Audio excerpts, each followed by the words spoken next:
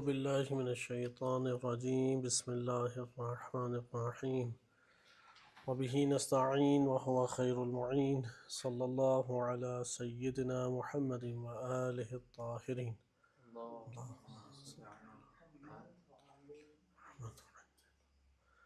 آپ کی خدمت میں قرآن کریم کی آیات کے مجموعہ علم طارہ کو ہم اس بابرکت ایام مبارک ماہ مبارک رمضان کی ان راتوں اور ایام میں ذکر کر رہے تھے۔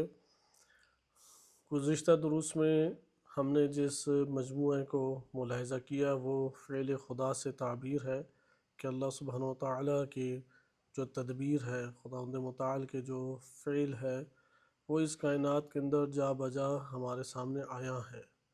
صفت فعلیہ عرض کی گئی تھی کہ وہ اللہ تعالیٰ کے فعل سے اخذ کی جاتی ہیں، یعنی ایک فعل الہی ہے اور ایک اس فعل الہی کے نتیجے میں ظاہر ہونے والی صفت ہے۔ ہم نے اسماء و صفات کا ایک سلسلہ آپ کی خدمت میں شروع کیا تھا۔ آج ہم اسے مزید تھوڑا آگے لے کے جاتے ہیں اور مطالعہ کرتے ہیں کہ یہ سلسلہ مزید آگے کس طریقے سے ہمارے سامنے عیاں ہوتا ہے۔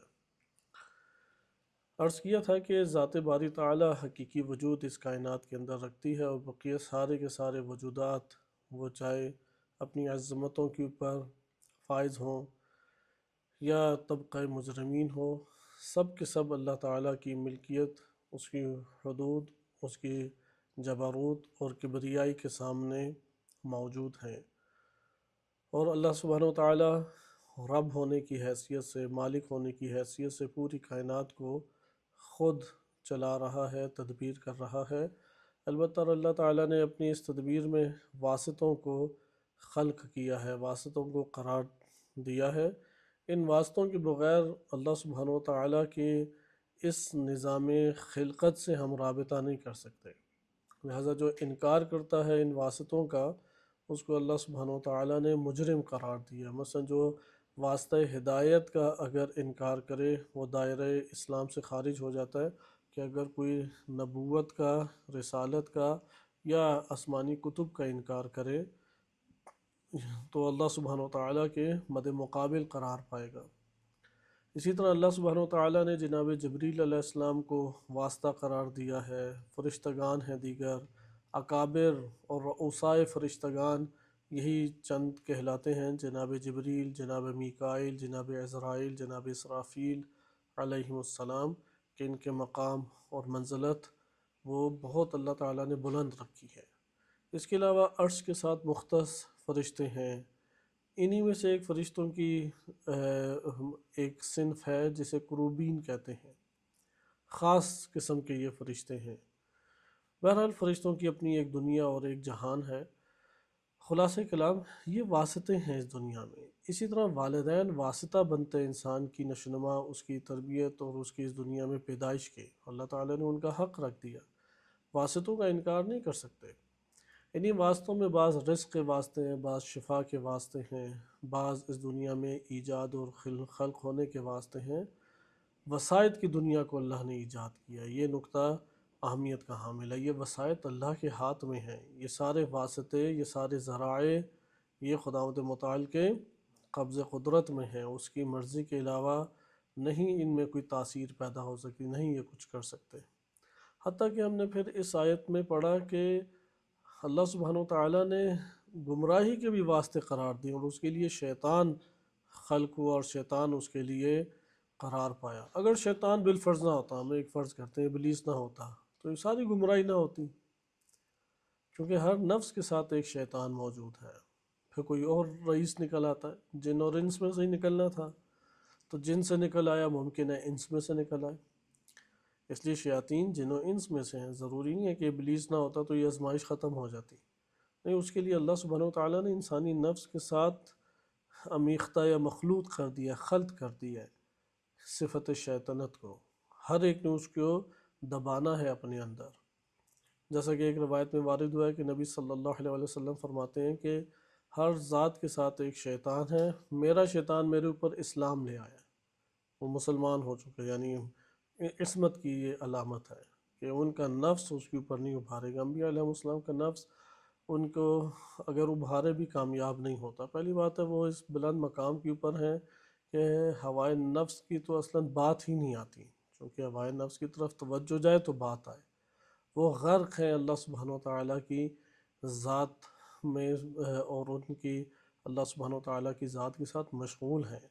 وہ مخلوق کے ساتھ جو رابطہ کرتے ہیں وہ خالق کے وجہ سے کرتے ہیں۔ خالق کی طرف سے جو کہا جاتا ہے اس کو وہ انجام دیتے ہیں۔ یہ ہمارے پاس چند نکات ہیں۔ آج ہم ایک اور نئی آیت کو شروع کرتے ہیں اور اسماء کی بحث کو اسی کے دائرے میں مزید آگے لے کے چلیں گے۔ کوشش ہوگی کہ ہم چند دروس اس کے اوپر کر لیں۔ آپ عزیزان کا جو ان دروس میں شرکت کرنا ہے واقعاً اللہ تعالیٰ کا فضل ہے، خصوصاً استمرار کو برقرار رکھنا یہ عنایت الہی اور ماہ مبارک رمضان کے الطاف کے علاوہ ممکن ہی نہیں ہے۔ لہذا موقع غنیمت جان کے اللہ تعالیٰ کی ان آیات کے اوپر غور و فکر کریں کہ ہم اپنے قلب کا تعلق پیدا کر سکیں، چونکہ موضوع ہی علم تارا ہے کہ کیا تم نے غور نہیں کیا، کیا تم نے دقت نہیں کی، کیا تم نے اسے نصیحت نہیں لی۔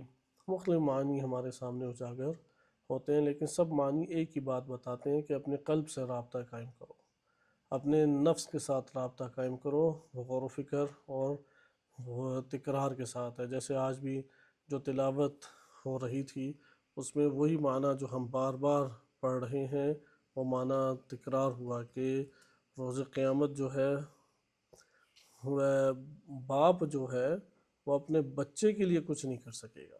سورہ لقمان آیت نمبر 32 میں یہ ارشاد باری تعالیٰ ہوتا ہے، یا ایھا الناس اتقوا ربکم، اے لوگو تقوی اپنے رب کا اختیار کرو، واخشوا یوما، اس دن سے ڈرو۔ اب جس کو ڈر ہی نہیں ہے، خوف ہی نہیں ہے، یہ مریض انسان ہے، اس کا مطلب ہے۔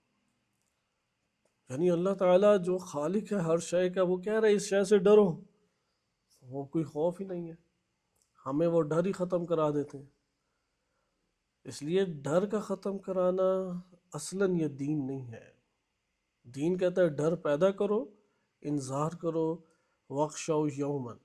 اسی لیے روایات اہل بیت علیہ السلام میں بہت خوبصورت ایک موضوع بیان ہوا ہے کہ مومن کے قلب میں دو نور ہوتے ہیں، دو نور، ایک نور امید ہے اور ایک نور خوف ہے۔ دو نور ہے مومن کے قلب میں، ایک نور امید ہے اور ایک نور خوف ہے۔ لہذا تبلیغ کا طریقہ کار یہ ہے، بیان دین کا طریقہ کار یہ ہے کہ ہر دو نور اس مومن کے دل میں پائے جانے چاہیے۔ نہ نور امید اتنا بڑھا دیں کہ وہ خوفزدہ نہ رہے، اور نہ نور خوف اتنا بڑھا دیں کہ امید ہی اس کی منقطع ہو جائے۔ ہر دو طریقے تبلیغ کیا ہے؟ غلط اور باطل ہے۔ لہذا اس آیت کے اوپر آپ خود دقت کریں کہ کیا ارشاد ہو رہا ہے، واخشوا یوما، کہ تم لوگ اس دن سے ڈرو۔ کون سا دن؟ لا یجزی والد عن ولدہ، والد جو ہے وہ اپنے، یعنی باپ جو ہے وہ اپنے بچے سے کسی چیز کو بھی وہ نہیں بخش سکتا، یا اپنے باپ بیٹے سے اور بیٹا باپ سے کوئی فائدہ نہیں اٹھا سکتا۔ صحیح ہے؟ ولا مولود هو جاز عن والدہ شیئا، اور نہ ہی جو پیدائش ہونے والا بچہ ہے وہ کسی قسم کا اپنے والد کو کسی قسم کا کوئی فائدہ پہنچا سکتا ہے۔ یعنی کوئی اس کو جگہ پار کرا دے، کوئی کسی قسم کا نفع اسے دلا دے، یہ نہیں ہو سکتا۔ آپ دیکھ رہے ہیں کہ پہلا مطلب کیا بیان کیا کہ والد جو ہے وہ بچے کے لیے کچھ نہیں کر سکتا، اور دوسرا کیا ہے، بچہ وہ والد کے لیے نہیں کچھ کر سکتا۔ یہ تو تب ہے جب آمنے سامنے ہو جائے۔ بالفرض اگر آمنے سامنے نہ ہو، جیسا کہ ہم نے تنہا اس دنیا میں جانا ہے تو ساز و سامان لے کے جانا ہے۔ جو ساز و سامان لے کے نہیں جاتا وہ اپنی خام خیالی میں جس طرح بھی اگر زندگی بسر کرنا چاہے زندگی بسر کر سکتا ہے، لیکن آخرت اس کے خیالات کے مطابق نہیں ڈھالے گی۔ آخرت ایک حقیقت ہے جو اصلاً اس کے خیالات کے مطابق نہیں ہے۔ بس نہ باپ ہے کہ بچے کو فائدہ پہنچائے گا، اور نہ بچہ باپ کو فائدہ پہنچائے گا، بلکہ اس سے آگے کی بات بھی قرآن نے کی ہے، اور وہ کیا ہے کہ وہ فرار کریں گے ایک دوسرے سے، بھاگیں گے ایک دوسرے سے۔ خوب ان آیات پہ خود غور کریں، مقصد یہ تھا چونکہ قرآن کریم اس کے خطابات سے پتہ لگتا ہے، جو کچھ علامات ہیں آپ خود اس میں احساس، قلبی طور پہ احساس کریں گے یہ خالق کا ہی کلام ہو سکتا ہے۔ جیسے ہم نے بعض شواہد گزشتہ درس میں پڑھے کہ یہ خطاب اللہ کے علاوہ کوئی نہیں کر سکتا، یا ایھا النبی اتق اللہ، یعف اللہ عنک لما اذنت، یا اس طرح سے دیگر خطابات ہیں، یا حضرت نوح علیہ السلام کو یہ کہہ دیں ہاں کہ انی اعوذک ان تکون من الجاہلین، یا نبی صلی اللہ علیہ وسلم کو خطاب ہے، آپ 70 دفعہ بھی استغفار اس کے لیے کریں، اس کے استغفار کا کوئی فائدہ نہیں ہے۔ یہ خالق کے علاوہ کوئی کہہ سکتا ہے؟ ممکن ہی نہیں ہے۔ اسی طرح انسانوں کو جیسے قرآن میں خطاب کیا ہوا ہے، واضح پتہ لگتا ہے کہ اللہ کی ذات ہے جو خطاب کر رہی ہے، یہ انبیاء و ائمہ علیہم السلام کے خطاب نہیں ہے۔ اس لیے قرآن اپنے اس خطاب اور انداز گفتگو سے پتہ لگ جاتا ہے کس کا ہے کلام، وہ اللہ سبحانہ وتعالیٰ کا کلام ہے۔ اور اللہ نے کلام کس کو کیا ہے؟ ہمیں مخاطب کیا ہے، یعنی ہمیں یہ بات سنائی ہے، ہمارے لیے یہ ہدایت نازل کی ہے، ہم سے اللہ نے گفتگو کی ہے اس میں۔ لہذا پورے کلام میں اللہ تعالیٰ کی عظمت، اس کی جلالت، اس کی کبریائی، وہ پورے قرآن کریم سے روشن ہے، پورے قرآن کریم سے۔ جس طرح جہنم میں اور مجرموں کے تنہا کرنے اور ان سے یہ بات چیت کرنا کہ تمہارا کوئی مددگار نہیں ہوگا، تمہارا کوئی وکیل نہیں ہے، تمہارا کوئی سرپرست نہیں ہے، کوئی ولی نہیں ہوگا، یہ اللہ تعالیٰ کی ذات ہی کہہ سکتی ہے۔ لہذا قرآن کی ہیبت اور اس کی جلالت اور اس کی عظمت، اس کا احساس وجود میں کرنا چاہیے۔ عام چیز نہیں ہے، عام کلام نہیں ہے۔ اگر یہ عام کلام ہوتا تو اسے بے وضو ہاتھ لگانے میں عیب نہ ہوتا۔ اس کے الفاظ کو ہی اللہ تعالیٰ نے یہ عظمت دے دی کہ اگر ان الفاظ میں قرآن کے اعتبار سے فرعون اور شیطان اور اس طرح کے نام بھی ہو تب بھی آپ نہیں ناموں کو ہاتھ لگا سکتے، کیونکہ بلا قرآن ہے وہ۔ خلاصہ کلام یہ ہمارے لیے نصیحت ہے کہ ہم اس ماہ مبارک میں اس عظمت کو اپنے دلوں میں جگہ قرار دے دیں، کیونکہ ہر چیز عملی ہی حیثیت رکھتی ہے۔ جو ہمارے نفس نے اخذ نہیں کیا، جو ہمارے نفس نے نہیں پکڑا، وہ قیمت بھی نہیں رکھتی پھر۔ اس لیے ہر چیز کی قیمت کیا ہے؟ جب اسے ہم اپنے نفس میں اختیار کر لیں۔ اگر اس کو ہم اپنے نفس میں اختیار نہ کریں، وہ اپنی معلومات کی حد تک ہمیں فائدہ یا ثواب پہنچا کے پھر ہم سے وہ جدا ہو جائے گی۔ آئیں اب ہم اپنے موضوع کی طرف آتے ہیں۔ ہم نے جس آیت کا آج کیا ہے انتخاب، وہ بھی اللہ سبحانہ وتعالیٰ کے افعال سے تعلق رکھتی ہے۔ سورہ حج آیت نمبر 65 ہے، 65 نمبر آیت۔ یہ آیت میرے سامنے، آپ اپنے پاس کھول کے اس کو ضرور ترجمے سے پڑھیں۔ جو آیات آپ کے سامنے ہیں، یا قرآن آپ اپنے پاس رکھیں یا اپنے پاس آپ یہ قرآن کھول کے رکھیں کہ آیت بار بار نگاہ پڑتی رہے۔ ہر نگاہ ثواب کا باعث ہے، ہر نگاہ نور سے ارتباط ہے، ہر نگاہ جو ہے اس علم سے ارتباط ہے کہ جو علم وہ معصوم ہستی یا انسان یا مخلوق بلکہ اس سے مافوق ہستی کا ہے، اور وہ کون ہے؟ خالق کی ہستی۔ یعنی جو ذات الہی میں معلومات ہیں وہ آپ اس کو ابھی ملاحظہ کر رہے ہیں، اگرچہ جو معصوم ہستی کے پاس بھی ہے وہ بھی اللہ کا عنایت کرتا ہے اس عنوان سے، ان کی اپنی ہستی عملاً قرآن ہے، ادھر بھی ہم پڑھیں گے، ادھر بھی ہم دیکھیں گے، وہ حیثیت وہی رکھتا ہے۔ لیکن جب وہاں پر کلام الہی ہے جو معصوم کے سینے میں موجود ہے، اس کے الفاظ پھر معصوم کی طرف سے ہیں، اس سے فرق ہے۔ معنی کے اعتبار سے فرق نہیں ہے، منبع کے اتصال کے اعتبار سے فرق نہیں ہے۔ یعنی یہ جو ذخیرہ قرآن کی صورت معانی کا موجود ہے، اس ذخیرے کا اتصال اور تعلق ذات باری تعالیٰ سے ہے۔ اسی طرح جو معصوم ہستی کے پاس علم موجود ہے، اس کا بھی منبع اور اتصال وہ نبی صلی اللہ علیہ وسلم کی ہستی ہو تو ڈائریکٹ اللہ تعالیٰ کے ساتھ ہے۔ اگر امام معصوم کی ہستی ہے تو نبی صلی اللہ علیہ وسلم کے توسط سے اللہ تعالیٰ کے ساتھ ہے، اور اس کے علاوہ بھی ہے، اللہ سے بھی ڈائریکٹ تعلق ہے۔ شیعہ سنی دونوں کتب میں وارد ہوا ہے کہ اللہ تعالیٰ کی جو تعلیم ہے وہ الہام کی صورت میں بھی ہے۔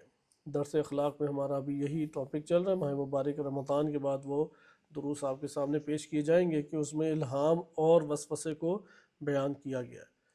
الہام اللہ کی طرف سے براہ راست ایک آپ کو تعلیم ہے، لہٰذا ائمہ اطہار علیہ السلام شریعت کے اعتبار سے تابع ہیں نبی صلی اللہ علیہ وسلم کے، علم کے اعتبار سے انہی سے اخذ کرنے والے ہیں، لیکن ایسا نہیں ہے کہ اللہ سبحانہ وتعالیٰ انہیں کوئی اور علم عطا نہیں فرما سکتا۔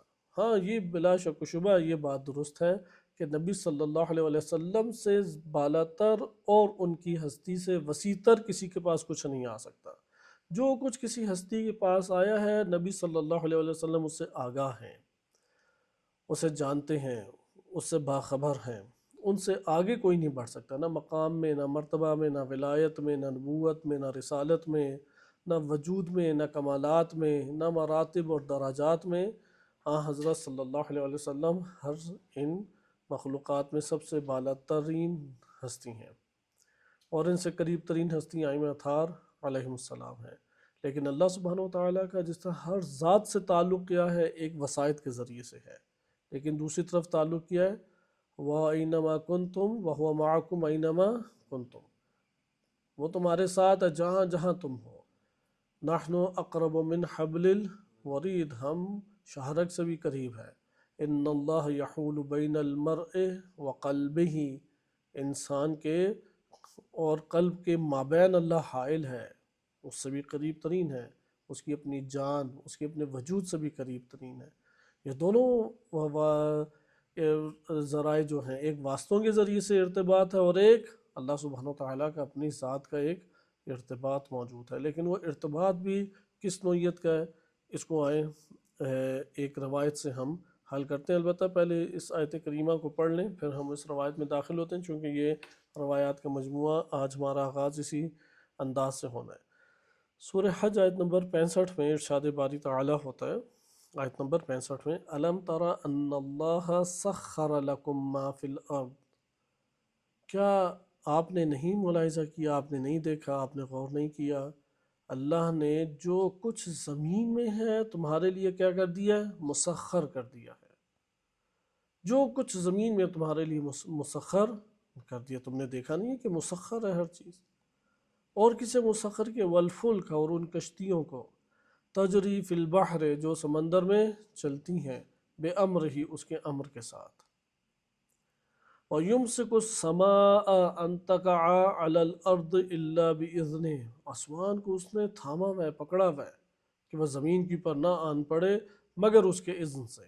اگر آسمان زمین پر آن پڑے، چونکہ ستارے ایک دوسرے کے ساتھ ٹکراؤ پیدا کر جاتے ہیں، تباہ و برباد ہوتے ہیں، پھر وہ پتھر ہیں، شہاب ثاقب بنتے ہیں، وہ گرتے ہیں زمین کے اوپر۔ آپ جانتے ہیں بڑے بڑے شہاب ثاقب گرا کرتے تھے، ابھی بھی پاکستان کے کسی علاقے میں یا کس جگہ پر وہ شہاب ثاقب گرا، اس کے دور سے انہوں نے مناظر دیکھے، پہلے بہت بڑے بڑے ہوتے تھے۔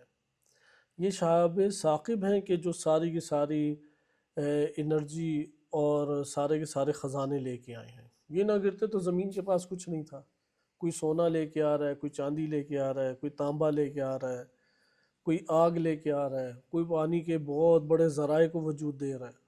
خداوند متعال نے اس طریقے سے اس کو قرار دیا ہے۔ لیکن یہ آسمان زمین کے اوپر نہیں گرتا، کس نے پکڑا ہوا ہے؟ کیونکہ یہ تو بدون ستون کھڑا ہے، اس کے ہمیں ستون نظر نہیں آتے، راستے بنے ہوئے ہیں، بروج ہیں، ابھی تو بہت سارے اسرار ہیں، اصلاً کھلی نہیں ہے زمین۔ ابھی بھی سائنسدانوں کے مطابق 90% یا اس سے زائد جو ہے وہ بند ہے، پنہا ہے، نہیں کھلی۔ وہ زمین کے سارے حصوں میں جا ہی نہیں سکے، ایک تخمینے لگائے، اتنی غاریں ہیں، اتنی نہریں ہیں، بس یہ تخمینے ہیں، گئے کہاں تک ہے؟ ابھی چند کیڑوں کے اوپر، چند پرندوں پہ، چند جانوروں پہ، چند جراثیموں پہ بس تحقیقات کی ہیں۔ وہ تو نہ ساری انواع کو جان سکیں، نہ ہر کونے پہ پہنچ سکیں ہیں۔ دنیا نے آہستہ آہستہ کھلنا ہے، یہ مہدویت ہے۔ امام مہدی علیہ السلام میں بشریت اپنے کمال اور اوج پہ پہنچی ہوگی، جیسا کہ ابھی تخمینہ بتا رہے ہیں کہ ابھی 2025 چل رہا ہے، تو اگلا آ جائے گا 3025 میں آسمان کے اوپر ساری گاڑیاں چل رہی ہوں گی۔ تخمینہ ان کا کہ روڈوں کے اوپر گاڑیاں ہی نہیں ہوں گی، سارے جیسا ابھی جہاز کے راستے بنے ہوئے ہیں سب کچھ آسمانی ہوگا۔ اور آج سے 100 سال پہلے آئنسٹائن نے تھیوری دی تھی، میتھمیٹیکلی ثابت کر دیا اس تھیوری کو اس نے ثابت کیا، چونکہ سائنس دو حصوں میں تقسیم ہوتی ہے۔ علامہ طباطبائی رحمۃ اللہ علیہ نے بھی اس کو ذکر کیا ہے سوال جواب کے ضمن میں۔ سائنس کی بعض تھیوریز ہیں کہ جو آبزرویشن اور مشاہدے کے اوپر مشتمل ہے، دین اسلام اس کو تو قبول نہیں کرتا، کیونکہ ایک آبزرویشن کی صورت میں میرے سامنے ایک چیز آئی ہے، ممکن ہے آئندہ آنے والے دنوں میں کچھ اور ہو سکتی ہے، لیکن ایک تھیوری ہے کہ جو میتھمیٹیکلی ثابت ہے، اور میتھمیٹکس جو ہے وہ عقلی علم ہے، لہٰذا عقلی علم کے تحت جب تھیوری ثابت ہو جائے تو عقل ثابت ہے، عقل تبدیل نہیں ہوتی، عقل دھوکہ نہیں کھاتی، عقلی چیزیں قابل تغیر و تبدل نہیں ہیں، تبدیل نہیں ہو سکتی۔ اس میتھمیٹیکلی تھیوری کے وجہ سے جو سائنسی نظریات ثابت ہوتے ہیں، دین اسلام قبول کرتا ہے، کس باب سے؟ عقل کے باب سے، لہذا اس کو وہ ٹھوس مانتا ہے، اسے ثابت مانتا ہے، اس کا اقرار کرتا ہے۔ لیکن وہ جو آبزرویشن ہے فقط، مثلا H2 اور جگہ دیکھا H2O سے پانی بن رہا ہے، ممکن ہے کسی جگہ نہ بنے، احتمال دیا جا سکتا ہے، لیکن ادھر احتمال نہیں دے سکتے۔ اس لیے سائنس میں آبزرویشن کی ہمارے پاس اس کی قیمت نہیں ہے، وہ نہیں اس سے ثابت ہوتا، لیکن میتھمیٹیکلی ثابت ہوتا ہے۔ اس نے ایکویشن دی میتھمیٹیکلی طور پہ کہ میٹر جو ہے وہ انرجی میں اور انرجی میٹر میں چینج ہو سکتی ہے، مادہ جو ہے وہ نور میں اور نور جو ہے وہ مادہ میں تبدیل ہو سکتے ہیں۔ دنیا میں سب سے تیز ترین جس کی رفتار ہے وہ ہے لائٹ، اور زمین سے باہر آ جائیں تو پھر جتنے فاصلے ناپے جاتے ہیں وہ سپیڈ آف لائٹ کے اوپر ہے، صحیح ہے، وہ ہے صرف اور صرف آپ کی نوری رفتار کے اوپر۔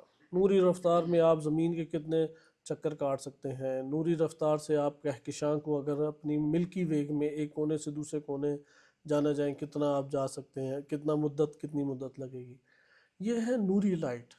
تو وہ کہہ رہے ہیں اندازہ، کیونکہ سائنسدان بعض چیزوں میں ایک عرصے سے لگے ہوئے ہیں کہ اسے جج کریں، درک کریں، جانیں اسے، مثلا خود لائٹ کے اوپر بڑا کام کر رہے ہیں، چونکہ لائٹ چھونے والی چیز نہیں ہے، ویوز ہیں، ویوز بھی انہوں نے اپنے طور پہ نام رکھا ہے، در حقیقت اس کا کوئی خاص وزن ہے ہی نہیں، کوئی نظر آنے والی چیز مادی طور پہ نہیں ہے، بہت چھوٹے پارٹیکلز یا بہت چھوٹے اس کے ہیں ذرات، لیکن وہ اس کے اوپر حیران ہے کہ اس کے اندر پوری فلم کیسے بند ہوتی ہے، ہارڈ ڈسک کہاں سے اتنی بڑی آ گئی، پھر دوسری چیز کو یہ روشن کیسے کرتی ہے، کیونکہ آپ دیکھیں نا کہ آپ کی آنکھوں میں تو نہیں ہے نا کوئی لائٹ، ملا صدرہ رحمۃ اللہ علیہ کے دور سے پہلے سمجھتے تھے کہ آنکھوں سے کوئی چیز نکلتی ہے، تو پھر ملا صدرہ رحمۃ اللہ علیہ اور اس کے بعد کے جو فلاسفر تھے، چونکہ پہلے دور میں سائنٹسٹ وہی علماء عقائد ہوا کرتے تھے، اس لیے عالم اسلام کے اعتقادات جنہوں نے لکھے ہیں وہ سائنٹسٹ حضرات نے لکھے ہیں۔ یہ تو رینیسانس کا جو ایک بدترین واقعہ اور سانحہ ہوا کہ غرب نے دین کو پکڑ کے نکالا، اور اس میں کلیسا ہی کی غلطی ہے، مولانا یعنی مولوی حضرات کی غلطی ہے، انہوں نے اپنی اجارہ داری دکھائی ہوئی تھی ظلم و ستم کے ذریعے سے، تو انہوں نے دین کو اٹھا کے پھینکا۔ جب انہوں نے دین کو اٹھا کے پھینکا تو سارے انسانی شعبے وہ دین سے دور ہو گئے۔ پہلا آپ رینیسانس سے پہلے جائیں، آج سے 400 سال پہلے جائیں، ساری ایجادات کس اساس کے اوپر ہیں؟ دینی اساس کے اوپر ہیں۔ ابن سینا کہ جس نے سب سے عمیق توحید کی باتیں کی، خواجہ نصر الدین طوسی رحمۃ اللہ علیہ، خواجہ نصر الدین طوسی بنیادی طور پہ سائنٹسٹ تھے، فقہ انہوں نے محقق علی سے ہم اثر تھے، محقق علی نے ان سے عقلیات کو حاصل کیا، اور انہوں نے محقق علی سے نقلی علوم یعنی حدیث اور فقہ اور یہ والی چیزیں اخذ کی۔ اگر نصیر الدین طوسی رحمۃ اللہ علیہ نے شیعہ اعتقادات کے اوپر کتاب نہ لکھی ہوتی تو آج انہیں شاید کافر کہا جا رہا ہوتا، چونکہ وہ جو دین کا انکار ہوا ان کے 300-400-500 سال بعد، اس کی اساس میں سارے سائنٹسٹ کو انہوں نے ایک ہی سطح کے اوپر رکھ دیا۔ ویلا یہ سائنٹسٹ ہیں کہ جنہوں نے ابھی ہم جو منطق پڑھتے ہیں، منطق کہاں سے آئی؟ انہی سائنٹسٹ حضرات کی ہے نا۔ آج کی سائنٹسٹ زبان وہ اسی طریقے سے ہوگی جو استدلال وہ بیان کرتے ہیں۔ اسی طرح خواجہ نصیر الدین طوسی میتھمیٹکس میں اور اسٹرانومی میں وہ دنیا کے ماہر ترین بندوں میں سے تھے، انہوں نے جو حساب زمین کا لگایا بعینی وہ آج سائنسدان بھی ثابت کر رہے ہیں۔ یہ ایک اور ہمارے لیے تعجب آور بات ہے کہ یہ سیارے دوربین سے دیکھ رہے ہیں، انہوں نے پتہ نہیں کہاں سے جان لیا، ہزاروں سال پہلے سے یہ عطارد ہے، زحل ہے، مشتری ہے، مارس ہے یا یہ سارے کے سارے مریخ وغیرہ، ان کے نام انہوں نے لکھے ہوئے ہیں۔ اسی طرح سے کہکشاؤں کا تصور موجود ہے، زمین کی ساخت انہوں نے کہاں سے زمین کی ساخت لی؟ ہم نے تو اوپر سے دیکھا تو پتہ لگا، وہ تو پوری زمین کے راستوں میں سے سمندر پہ جا رہے ہیں۔ اب سمندر میں جب بھی جائیں گے، ادھر ہے نا دنیا اس طرح ہے، ادھر ہو تو تب بھی کیسے لگے گا اس طرح؟ تو انہوں نے کیسے دیکھ لیا کہ یہ نیچے کی طرف ہے، یہ اوپر کی طرف ہے؟ تو حتماً ایسے ذرائع ہیں، میتھمیٹکس کا استعمال اس دور میں بہت ہی زیادہ تھا۔ کیلکولیٹر اور جدید مشینری نے انسانی ذہن کو اس حوالے سے کچھ معاف بھی کیا ہے، لیکن یہ ہمارے پاس ایک حقیقت اجاگر ہوئی کہ سائنٹسٹ جو تھے پہلے، انہوں نے ہی اعتقادی کتابیں لکھی، اور اعتقادی جو کتابیں وہ عقلی پیرائے میں زیادہ لکھی گئی۔ خلاصہ کلام یہ ہمارے پاس حساب آیا کہ آئندہ کے جو آنے والا زمانہ ہے اس میں ممکن ہے کہ یہ والا ایکسپیریمنٹ کامیاب ہو جائے۔ ایکسپیریمنٹ نہیں ابھی تک کر سکے اس پہ کہ ہمارے مثلا آپ ابھی سیکنڈوں سے بھی پہلے، چونکہ جو نوری لائٹ ہے ابھی میرے ذہن میں نہیں ہے اس کی سپیڈ کا کیا ہے، اس ذہن سے بار بار نکل جاتا ہے کیونکہ ہماری فیلڈ نہیں ہے، بار بار اس کے دیکھتے ہیں حساب کتاب کو لیکن ذہن سے نکل جاتا ہے۔ آپ خود بہت ساری ڈاکومنٹریز بنی ہوئی ہیں، دیکھیں آپ 1 سیکنڈ سے بھی پہلے اگر یہ تجربہ کامیاب ہو گیا، ہزاروں کلومیٹر دور کا فاصلہ کر لیں گے، ہزاروں، صرف آپ کھڑے ہوئے مشینری میں پہنچ گئے۔ جیسے ابھی فون وغیرہ، فون بھی اسی طریقے سے ہے، ویوز کو قابو کیا نا، وہ ادھر سے بولتا ہے تو وہ پہنچ جاتا ہے، جیسے ابھی میری بات پہنچ رہی ہے، ہزاروں کلومیٹر دور بیٹھے ہوئے ہیں، ادھر سے بھی فوراً پہنچ رہی ہے، ویڈیو بھی اسی طرح جا رہی ہے، یہ سارا کے سارا ویوز لے کے جا رہی ہیں۔ ویوز کو اندر اللہ نے کیسے یہ مادہ رکھا ہے؟ اسی طرح سے انرجی جو ہے وہ مادے میں اور مادہ انرجی میں تبدیل ہو سکتا ہے۔ یہ جس دن تبدیل ہو گیا تو پھر طی الازہر کوئی کر رہا ہوگا، وہ ارادہ کرے گا تو دوسری جگہ پہنچ جائے گا، تو تب دور دیگر سیاروں تک بھی رسائی انسانوں کی ہو جائے گی۔ تو یہاں پہ بھی آپ نے ملاحظہ کیا کہ یہ آیت کچھ اسی طور کو بیان کر رہی ہے۔ ہم تھوڑا سا تسخیر کے معنی کو مد نظر رکھیں اور پھر اس میں الہی کی بحث کو تھوڑا دیکھتے ہیں۔ خواہش ہوگی کہ آخری جو ہمارے 2 درس ہیں ماہ مبارک رمضان، احتمال ہے کہ 29 کا اضافہ ہو، تو آخری جو 2 درس ہیں، ایک صحیح سند روایت ہماری کتب میں پائی جاتی ہے۔ کئی سالوں سے یہ خواہش تھی کہ اس حدیث کو بیان کیا جائے، چونکہ آخر الزمان کے بارے میں وہ حدیث ہے۔ آخر الزمان کے بارے میں شیعہ سنی کتب میں نہ ہونے کے برابر معتبر سند سے روایت ہے، ضعیف روایتیں ہیں۔ یعنی آپ کہہ لیں کہ آخر الزمان کے حوالے سے آپ جو روایات سنتے ہیں وہ تقریباً 90% یا 95 ضعیف السند روایات ہیں۔ لیکن ائمہ اطہار علیہ السلام سے ایک روایت آئی ہے طولانی، اور اس روایت کی وجہ سے جو آپ سنتے ہیں بہت ساری روایتیں صحیح بھی ثابت ہو جاتی ہیں، لیکن وہ جو طولانی روایت ہے وہ ایک دفعہ ہمیں پڑھ لینی چاہیے۔ 5-6 سالوں سے میرا ایک ارادہ تھا کہ اسے بیان کیا جائے، ابھی تک نہیں بیان کیا جا سکا۔ تو وہ بڑی ایک بابرکت روایت ہے کہ اگر ہم اس کو پڑھ لیں، چونکہ آج کے دور میں اور سخت حالات ہو گئے، ہم اس نسل سے تعلق رکھتے ہیں کہ آنکھ کھولی تو انقلاب آ چکا تھا، دنیا جو ہے وہ تشیع سے تعجب آور طریقے سے متاثر ہو چکی تھی، شیعہ ہونا جرم نہیں فخر کی علامت بن چکا تھا۔ پھر ایسے ایسے رہبران تشیع کے اندر پیدا ہوئے کہ 1400 سالوں میں، یعنی زمانہ امام حسن مجتبی علیہ السلام و امام حسین علیہ السلام کے بعد، وہ رنگ تشیع نے نہیں دیکھا جو اب کے قدآور شخصیات آئی ہیں، جیسے سید حسن نصر اللہ رضوان اللہ تعالیٰ علیہ، جیسے شہید قاسم سلیمانی رضوان اللہ تعالیٰ علیہ، امام خمینی رحمۃ اللہ علیہ، کہ جنہوں نے یہ دروازہ کھولا ہے۔ واقعی بہت عظیم ہستی ہیں، بہت، کسی بھی غیبت کے دور میں غیر معصوم سے مقایسہ ہی نہیں کیا جا سکتا امام خمینی کا، جتنی بھی بڑی آپ شخصیت لے آئے امام خمینی رحمۃ اللہ علیہ سے مقایسہ نہیں کیا جا سکتا، اور ان سے بھی بڑھ کر آئیں گے افراد، ایسا نہیں ہے۔ چونکہ زمانہ وہ آخر الزمان والی جب ہم حدیث پڑھیں گے تو تب سامنے آپ کے آئے گا کہ اگر انشاءاللہ تعالیٰ، چونکہ ہم مجبور ہیں کہ وہ آیات اتنی زیادہ ہیں اور ہر آیت کے اندر غور و فکر کے اتنے زیادہ وہ پہلو موجود ہیں کہ ہمارے ان دروس کے دائرے سے باہر ہے۔ جیسے ابھی ہم یہی اگر بات پڑھ لیں کہ جو یہ ذکر کیا ہے کہ وَيُمْسِكُ السَّمَاءَ أَن تَقَعَ عَلَى الْأَرْضِ الا باذنہ۔ اب اس موضوع کو تو صحیح طرح سے سائنس کھول کے بتائے گی کہ کیا آسمان ہے، آسمان کیسے زمین کے اوپر آتا ہے اور کیسے اللہ کے اذن سے، جیسا کہ سورہ یاسین میں اللہ تعالیٰ نے ذکر کیا ہے کہ نہ سورج ہے کہ وہ چاند کو پا سکے اور نہ چاند ہے کہ وہ سورج کو پا سکتا ہے، اور ان سب کے لیے لازم ہے کہ وہ اپنے دائرے میں گردش کرتے رہیں۔ سائنس ایک اور طرح سے بتاتی ہے، سائنس کی دنیا کی تشریح کچھ اور ہے، ادھر اللہ تعالیٰ اپنی ربوبیت بتا رہا ہے۔ ٹھیک ہے ایک دوسرے کے حصے جدا ہوئے ہیں، لیکن مجال ہے کہ سورج چاند سے تھوڑا سا اپنے قریب آ جائے یا دور چلا جائے، اور چاند اپنے مدار سے نکل کے تھوڑی سی بھی بغاوت یا سرکشی دکھا دے، ایسا ہرگز نہیں کر سکتا۔ لہٰذا اس کے بہت پہلو ہیں، تو ہماری خواہش ہوگی کہ ہم آخری 2 دنوں میں، روایت لمبی ہے دیکھتے ہیں کہاں تک پڑھی جاتی ہے، لیکن امام معصوم کے کلام سے استفادہ کریں، چونکہ ایک تو معتبر طریق سے آئی ہے، ہماری کتب اربعہ میں موجود ہے، قدیم ترین کتابیں، یعنی یہ نوشتہ آج سے حتماً و حتماً 1000 سال پہلے کتاب کے، اور اس 1000 سال پہلے کتاب میں بھی وہ 1300 سال پہلے کا ہو جاتا ہے، تو بہت بڑا ایک نوشتہ ہمارے پاس ہے۔ اور آج کے دور میں اب یہ زمانہ جب سخت ہو گیا کہ وہ ہستیاں اور وہ شان و شوکت جو تشیع کی تھی اس کے اوپر ایک سخت ضربہ پڑا ہے، تو اور حالات ہمارے لیے پیچیدہ آئندہ کے دور میں آ سکتے ہیں۔ ہم اس آخر الزمان سے اور اس کے اندر جو ہدایت ہے اس سے بہترین طریقے سے استفادہ کریں۔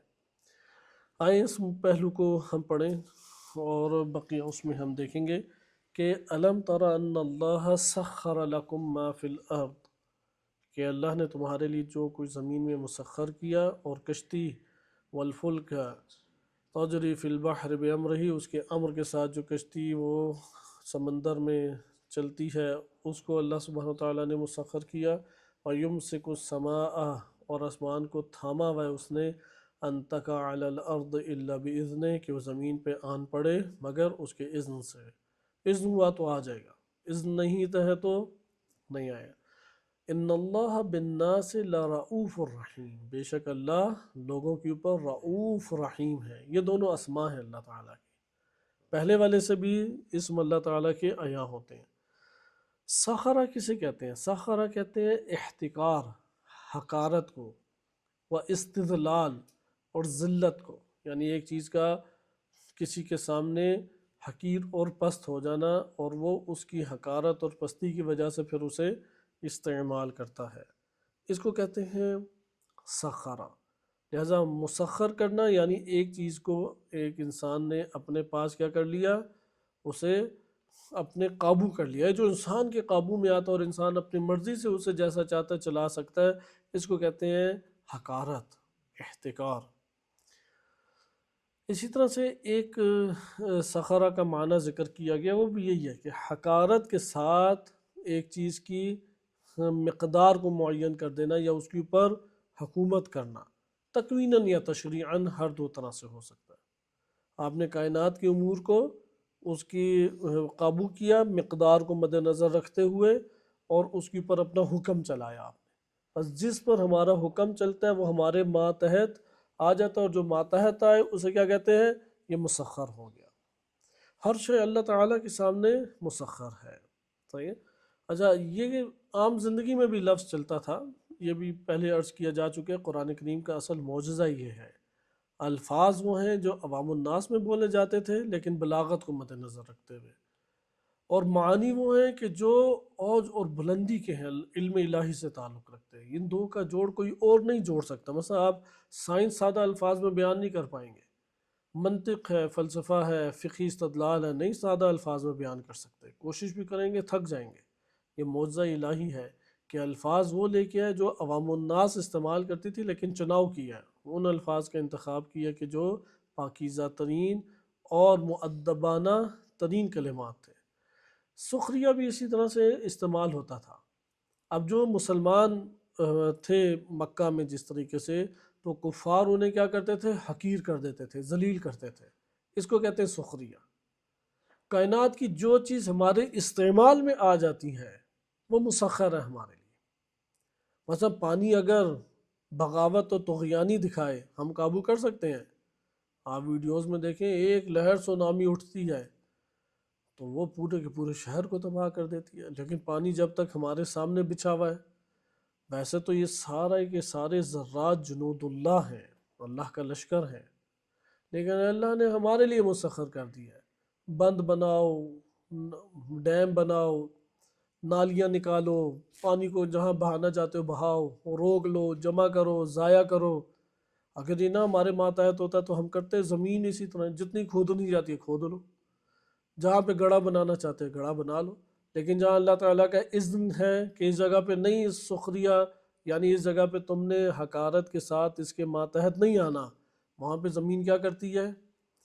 سرکش ہمارے لیے بن جاتی ہے۔ ہوائیں بھی اسی طرح ہیں، سب سے ہلکی چیز یہ پانی اور ہوا ہے، اور سب سے نقصان دہ چیز وہ بھی یہی دو بن جاتی ہیں۔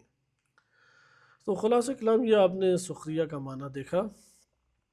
اس جگہ پر آئیں اب ہم خداوند متعال کی ہستی کی طرف، چونکہ ہم جو موضوع پڑھ رہے ہیں اس موضوع میں ایک چیز ہمارے لیے پہلے حل ہونا لازم ہے، اور وہ چیز یہ ہے کہ خود ذات باری تعالیٰ کا تصور ہمارے لیے بہت عیاں ہونا چاہیے۔ خداوند متعال وہ نہج البلاغہ میں اس حوالے سے بڑے خوبصورت بیانات امیر المومنین علیہ الصلوۃ والسلام کے وارد ہوئے ہیں۔ ابھی ہمارے پاس فرصت نہیں ہے، لیکن میں صرف اشارتاً آپ کے سامنے بیان کروں گا، کیونکہ تمہید آپ کے سامنے ذکر کر دی گئی ہے، اور وہ ہمارے پاس بیان ہے کہ پہلے ذات ہے، ذات کے بعد کیا ہے؟ صفات، اور صفات سے اسم ہے، اور اسم کے ہیں مظاہر، صحیح، اسم کے ہیں مظاہر۔ وہ سارے سوال جواب ہمارے پاس پیدا ہوتے ہیں ذہنوں میں۔ ادھر ایک چیز بہت خیال رکھیں، بہت زیادہ، بعض اوقات انسان جو ہے وہ ایک اچھے سوال کو ذہن میں ابھار لیتا ہے۔ اچھا سوال سے مراد ہے سوال بنتا ہے لیکن قانع کنندہ جواب ابھی تک نہیں مل رہا۔ اس کا یہ مطلب نہیں ہے کہ یہ موضوع جو ہے اس کی معلومات ناقص تھی، نہیں، ہرگز نہیں، چونکہ یہ سوال ابھرا اس لیے کہ اس کے پاس معلومات ناقص ہیں، اور وہ جس منبع اور جس بندے سے معلومات لینا چاہ رہا ہے وہ اس کے درجے کی مزید معلومات اسے نہیں دے پا رہا، یا یہ چند شبہات کا شکار ہو چکا ہے۔ ایک وجہ یہ ہو سکتی ہے کہ جو جس سے لے رہا ہے وہ بھی تو بالآخر معصوم نہیں ہے، غیر عالم، یعنی پہلے جاہل تھا تو عالم بنا، اور عالم بھی کتنی مقدار کا بنا؟ جتنی اللہ تعالیٰ نے عنایت کی معلومات۔ لہذا ہو سکتا ہے سوال بھاری ہو اور ادھر سے جو جواب لینا چاہ رہا ہے اس کی معلومات کا دائرہ ہی قلیل ہو، ایسا ہوتا ہے، کثیر ہے یہ۔ لیکن اس سے بھی بڑھ کر زیادہ یہ ہوتا ہے کہ یہ جن معلومات کو لے رہے غور و فکر سے اس نے نہیں لیا، کچھ لے لیں، کچھ معلومات نہیں لے سکا، اور چونکہ غور و فکر سے اس نے نہیں لیا تو چند شبہات کا شکار ہو گیا، اور وہ شبہات ہیں کہ جس کی وجہ سے یہ اس کا شکار ہو رہا ہے۔ مثلا ایک طرف سے یہ معلومات لے لیں، ہم جو پڑھ رہے ہیں کچھ معلومات لے لی، دوسری طرف سے ایتھیسٹ کو سن رہا ہے، وہ تو ڈائریکٹ توہین کے اوپر آتا ہے۔ تیسری طرف وہابیوں کو بھی سن رہا ہے، دونوں قریب قریب ہی ہیں، وہابی اور ایتھیسٹ، مادے کے اوپر ہی زندگی بسر کرتے ہیں، ادھر سے ان کو بھی سن رہا ہے۔ تیسری طرف سے خطیبوں کو سن رہا ہے۔ اب یہ جب ایک طرف سے عقلی باتیں، دوسری طرف سے گہری عرفانی بعض اصطلاحات، تیسری طرف سے ایتھیسٹ کی کچھ باتیں، وہابیوں کی، خطیبوں اور ذاکروں کی، اور بقیہ اپنے دنیا کے امور میں مشغول، یہ ایسا ملغوبہ بنتا ہے کہ اس کو اصلاً کوئی چیز پھر سمجھانا ہی مشکل ہے۔ آپ ایک طرف سے لائیں گے اس کے ذہن میں نفس اٹھا کے اب وہ سوچ پھینک رہے جو ایتھیسٹ نے کہا تھا، آپ دوسرا جواب دینا چاہیں اب وہ وہابیوں کی بات کرنے لگ گیا۔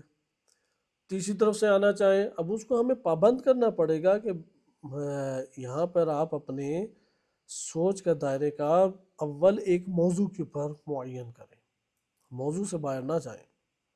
موضوع سے باہر جائیں گے تو پھر ہمارے اختیار سے باہر ہے، چونکہ ہم ہر موضوع کو بھی نہیں ڈسکس کر سکتے، اور انسان غور و فکر میں بھی ہر موضوع کے اوپر غور و فکر نہیں کر سکتا، بالآخر انسان محدود ہے، ہر موضوع کے اوپر کبھی بھی غور و فکر نہیں کر سکتا۔ اس لیے معین اور محدود اپنے آپ کو اول رکھے غور و فکر کے اعتبار سے۔ نفس کو کھلا چھوڑ دے گا کہ جو مرضی سوچے، جو مرضی ذہن کے اوپر لائے، تو پھر وہ ایک پارک کی مانند ہے جس میں ہر قسم کا بندہ آ رہا ہے، صحیح ہے؟ کوئی آ کے سگریٹ پی کے چلا جائے گا، کوئی آ کے کوئی جرم انجام دے کے چلا جائے گا، کوئی آ کے نماز پڑھ کے چلا جائے گا، انسانی نفس بھی اسی طرح بیٹھا ہوتا ہے، ایک نفس کی سوچ آتی ہے وہ کوئی تقریب کاری کر کے چلی جاتی ہے، ایک سوچ آتی ہے وہ اصلاح کر کے جاتی ہے، ایک سوچ آتی ہے اچھا اس کی صورت بناتی ہے۔ تو اسی طرح ایک پارک کی مانند ہوگا کہ کہیں خدا نظر آ رہا ہے اور بعض جگہوں پر مخلوق کے تباہ کاریوں اور سیاہ کاریوں میں انسان ڈوبا ہوا ہے۔ لہذا سوچ بچار کا طریقہ کار کیا ہے کہ اپنے نفس کو پہلے مقید کرے، منظم کرے، توفیق اللہ سے طلب کرے، کوشش کرے۔ وَإِلَّا ہر انسان کا نفس، یہ ایک بندے کا نہیں، ہر انسان کا نفس وہ اسی طریقے سے کھلا آزاد چاہتا ہے کہ جہاں پھرنا چاہے پھرے، جہاں جانا چاہتا ہے جائے۔ جس طرح امام اخوانی رحمۃ اللہ علیہ فرماتے ہیں چڑیا کی طرح ایک ٹہنی سے دوسری ٹہنی میں بیٹھتا ہے، دوسری سے تیسری ٹہنی میں بیٹھتا ہے، اسی میں سارا وقت گزر جاتا ہے۔ لہذا جو کثرت سے مشغول ہو اپنے نفس کے اندر، نہ کہ باہر تو مجبوری ہے ہم کئی چیزوں سے مشغول ہوں، جو اپنے نفس میں کثرت سے مشغول ہوتا ہے ربط اللہ سے نہیں جوڑ پاتا۔ یہاں پر کیا اسے کرنا چاہیے؟ ہمت دکھائے، صرف کوشش کرے، عطا اسی کی طرف سے ہے۔ میرا اور آپ کا نفس، بشر انسانی کا نفس وہ چٹیل میدان ہے خالی، عطا کس کی طرف سے ہے؟ وہ اللہ سبحانہ و تعالیٰ کی طرف سے ہے۔ یہ بات جب آپ نے جان لی، آئے ہم اس میں مزید آگے بڑھتے ہیں اور اس چیز کو دیکھتے ہیں۔ ذات باری تعالیٰ کی طرف توجہ کریں، یعنی جب ہم ذات اور اسماء کو پڑھ رہے ہیں صرف اس کی طرف کاملاً توجہ کر کے اپنے آپ کو مقید رکھیں۔ صحیح ہے؟ اپنے آپ کو ادھر مقید رکھیں۔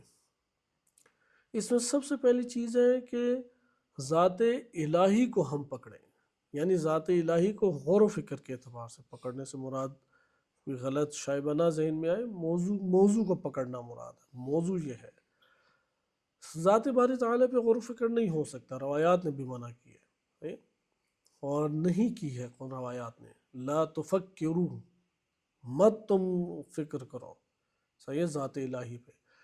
یہ افراد کے اعتبار سے ہے، وائلہ بعض ہستیاں ایسی ہو سکتی ہیں انبیاء علیہ السلام، ہم عام افراد یہ استطاعت اور یہ صلاحیت نہیں رکھتے۔ حیرانگی اور درماندگی ہمیں اس حوالے سے دوچار ہو جائے گی۔